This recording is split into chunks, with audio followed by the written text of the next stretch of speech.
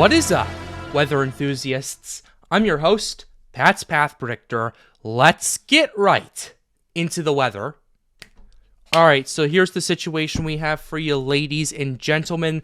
We have a lot of stuff to talk about today because starting on Monday, we have a lot of severe weather that's going to be going on.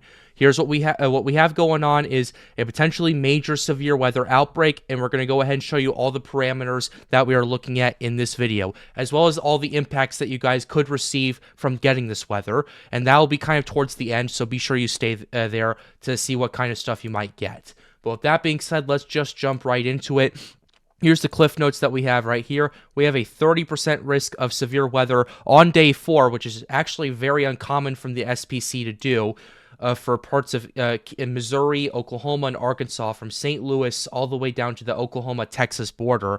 A 30% day 4 risk on any day is rather odd. It's not very often, and that kind of indicates a high level of confidence that something might be happening.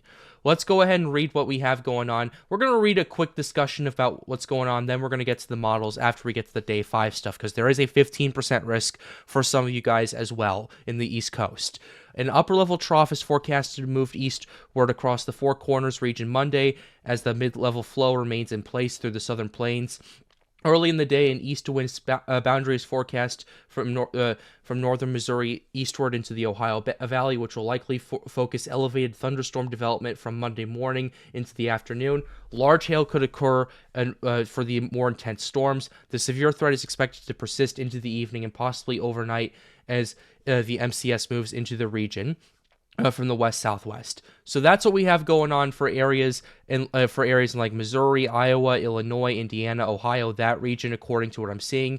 Further southwest, a moist air mass is forecasted to be in place for parts of northeast Texas into eastern Oklahoma and eastern Kansas, extending eastward into the mid-Mississippi Valley. A surface low is forecast to develop as a 75 to 90 knot mid-level jet ejects northeastward into the southern plains. As the nose of the jet moves over the moist, unstable air mass, widespread severe thunderstorm. This is not me. This is what the SPC is saying. Quote, widespread severe weather is expected to occur. Strong, deep layer shear and steep lapse rates are forecasted to be favorable for a large hail threat with supercells across parts of Texas, Oklahoma, and Kansas eastward into the lower Missouri Valley. Tornadoes and wind damage are also possible, especially as the LLJ strengthens and the MCS organizes across the region during the evening. The MCS is expected to remain severe into the overnight period, and that's kind of why this 30% risk is going on over here. There is a lot of shear happening. There's a lot of stuff that could be happening. Let's go ahead and dive right into it and kind of talk about what I'm kind of looking at to see this. What I'm going to go ahead and show first, kind of like the surface-based cape. We're going to look at each model because part of the thing I'm noticing right now, just give you guys a heads up, is there is some inconsistency in regarding to this. Some models have it at like 3,000 cape, some 1,500, some of it have it west of the 30, some have it east of it. So we're going to kind of go over what we're kind of looking at, just kind of see what the setup may be looking like as we get into April 1st, which is that Monday. So here's what we have going on. We have stuff starting. We have stuff happening. The cape's firing up. This is about 4 p.m. on Monday right here. We're gonna go ahead and zoom in on this real quickly. The cape or convective available potential energy is around 2,000 joules per kilogram for parts of Texas, Oklahoma, that region over there. I actually want to go ahead and go into kind of like west central Oklahoma, west of Oklahoma City, to kind of see what the sounding's looking like, because I am kind of curious to see what's going on. And then we're going to show you some other metrics that I'm also paying attention to. Okay, this is pretty interesting. Here's the lapse rate. We're looking at 8.6 degrees Celsius per kilometer. That is a pretty strong lapse rate to deal with. We have 16 knots of shear at surface to 1 kilometer. The 6 kilometer shear, 81 knots.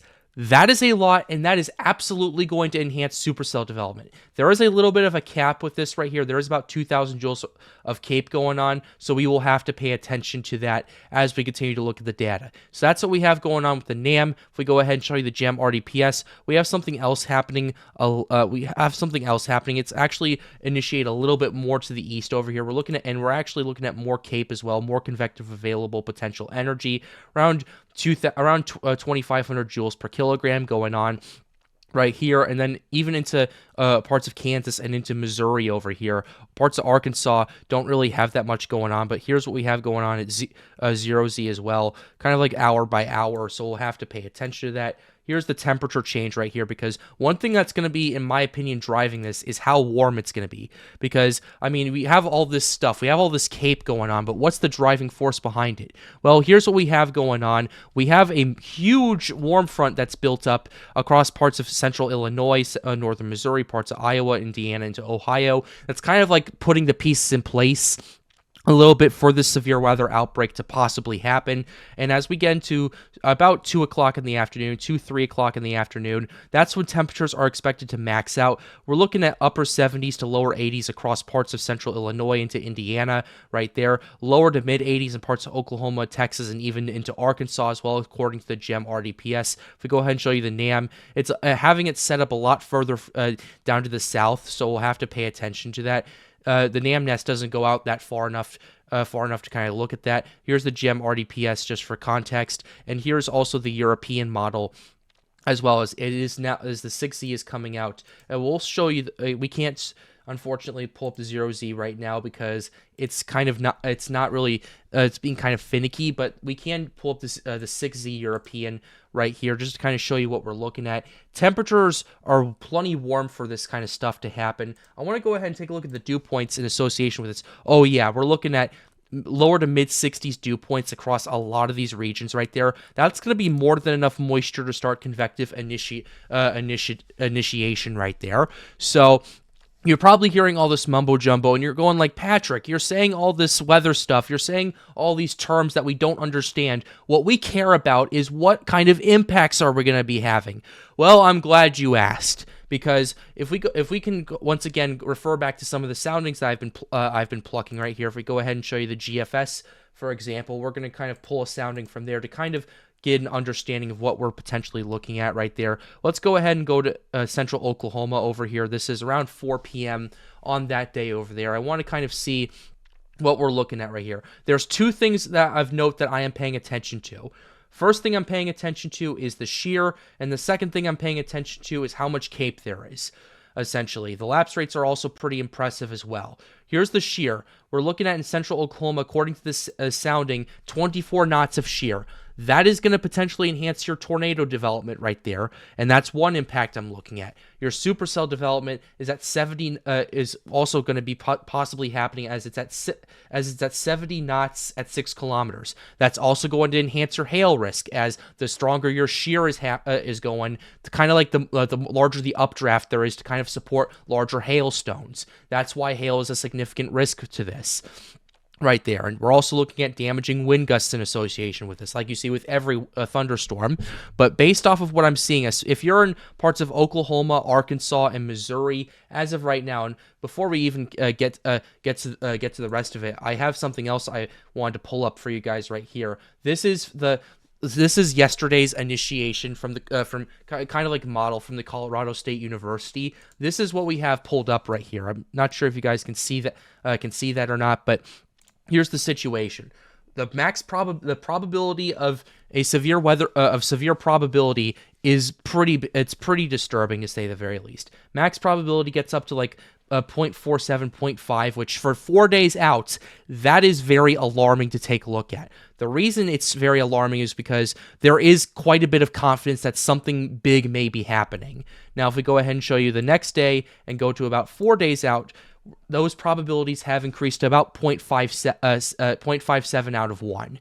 That is indicating to me that there is a greater probability that a severe weather outbreak is going to be happening, according to this model from CSU. There's also this hatched area right there. I'm sure you guys noticed that. There's also a hatched area right there. That is indicative of significant severe weather. What that essentially is that there is a possibility of strong tornadoes, which are EF2 or larger, happening in that area, as well as very large hail, 2 inches in diameter or greater, as well as, sorry, I kind of exited out of that window for a second, but as well as damaging wind gusts of 75 miles per hour or greater happening within 25 miles of a certain point in this area right there. The rest of the areas are around, like, looking at regular tornadoes, maybe some large hail in association with this. Although we are going to see some stuff potentially kind of get extended even into central Missouri a little bit as we continue to see these chances. But the thing that I am paying attention to, and the thing that I am also keeping in mind, is that despite this 30% risk, is the kind of inconsistency we've been seeing with models. Some are saying it's going to happen west of this, some are saying it's going to happen a little bit to the east of this. So this is something we need to pay very close attention to, but the impacts, no matter where this happens, if it does happen, are going to be pretty big. So you guys need to be preparing for this at this current point in time. One thing I need to address right now, though, is do not panic by hearing this. This is just an analysis that I'm coming up with as I'm seeing this data start to come in. We don't know everything just yet. Everything's still not set in stone, so we'll keep you updated here on the Pat's Path Predictor channel. But with that being said, there is a very real possibility that this thing could be a very big severe weather outbreak, and the data that I'm seeing is kind of showing that. Now, we're going to go ahead and move on for the last couple of minutes of this video to the day 5 outlook, because I kind of said I would refer to this earlier. This is more of a threat for parts of Tennessee, Kentucky, Ohio, parts of Pennsylvania, and even into the mid-Atlantic region right there. Here's what we have going on for day 5. It's expected to move eastward into the Ozarks and the mid-Mississippi Valley. The cold front will likely move eastward into the mid-Mississippi Valley, and it'll still be a very unstable air mass, and there is going to be a jet favorable for supercells with a threat of wind damage, large hail, and some tornadoes in this region over here. So this is something I'm also paying attention to right here. The forecast models don't go all the way out just yet, but the areas that could be affected, there's 33 million people that could be affected by this 15% risk area right there, including Columbus, Baltimore, D.C., Nashville, and Cincinnati, as well as other areas like Richmond, most of Tennessee, Louisville, Charleston, West Virginia, Roanoke, Virginia, and all those areas. So this is something we are going to pay attention to. This is going to be an evolving situation as time continues to progress, and we're going to continue to keep you updated here on the Pat's Path Predictor channel. If you have any more questions for me personally or anything like that, be sure to join the Storms United Discord server. We're going to be talking about this stuff in the next few days, and the link to it will be in the end screen as it's going to be presented in a few seconds. But with that being said, we're closing the video out right here. I really hope you enjoyed it. Be sure to leave a like and subscribe to the channel if you are new. It helps us out, helps us make more videos like these. The goal of this channel, as always, is to get more people engaged with weather. And with that being said, have a wonderful day, guys. Stay safe.